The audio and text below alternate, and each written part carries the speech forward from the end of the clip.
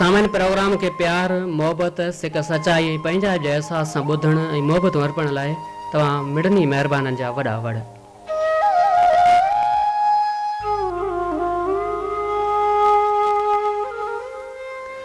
सामान्य डिसंबर जा सर्द ॾींहं जिन में ज़िंदगी जूं अलाए त केतिरियूं उजायल यादगिरियुनि जा उजामियल ॾींहंनि जहिड़ा अहसास हूंदा आहिनि, जिन जे कारी ऊंदाही में के विञायल चहिरा ॻोल्हण जी कोशिशि कबी आहे ऐं साल ईंदा ई वेंदा आहिनि।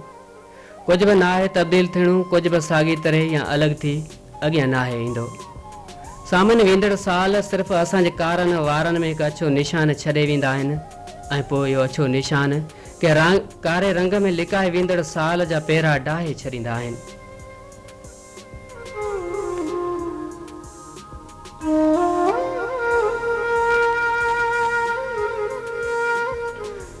सामान्य इहे साल ईंदा ई वेंदा रहंदा आहिनि, ज़िंदगी जूं यादूं फाइलनि जे क़ैद में रहिजी वेंदियूं आहिनि। वेंदड़ साल जी यादुनि में माज़ी जा सुॾका रहिजी वेंदा आहिनि। वीचारो माण्हू ख़ुशि फ़हमियुनि जे दुनिया में जीअंदो रहंदो आहे ऐं ईंदड़ साल जेको 2022 जी जनवरी खणी नए बदिलियल रंग सां अची रहियो आहे ऐं इन साल जे नवाण में वरी नई ख़ुशीअ जे लाइ हर हथ दुआ लाइ उभा आहिनि ऐं हर हथ जी दुआ सां गॾु हिकु नई ख़ुशी, नई अमन ऐं आजिबे जे लाइ हिकु नई आस आहे।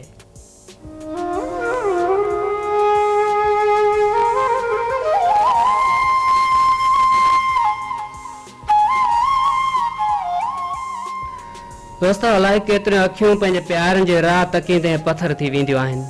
उन्हनि अखियुनि जे लुड़क उगण लाइ ही नओं साल वरी नवां आसेस खणी ईंदो।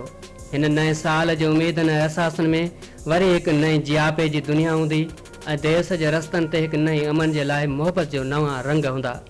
विछोड़नि में विञायल माण्हू जा सुपना हिन साल जे नवाण में हिकु नओं अहसास खणी ईंदा ऐं हुन साल जे इब्तिदा में हिकु नवाण सां गॾु हिकु नई उमेद जे किरणे सां इहा दुआ घुरण लाइ बि दिलि ऐं अखियूं इहो चवण ते मजबूर आहिनि त शाल हिन देश जी गुलाबी राहुनि ते वरी ख़ुशियुनि जा नवां रंग टिड़नि।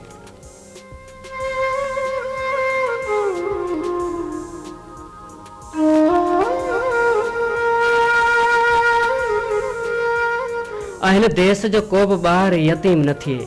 ज़िंदगी जूं सभु उहे राहूं जेके ॾुख तरफ़ वेंदड़ हुजनि, शाल उन्हनि राहुनि जा रुख मुड़ी वञनि।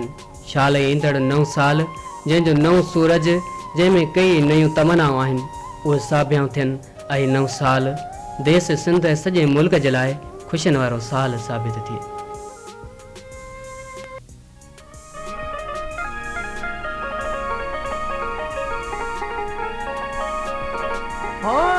करण कीअं आए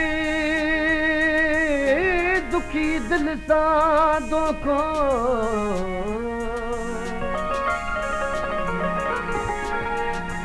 करण कीअं आए हिन दुखी दिल सां दोखो।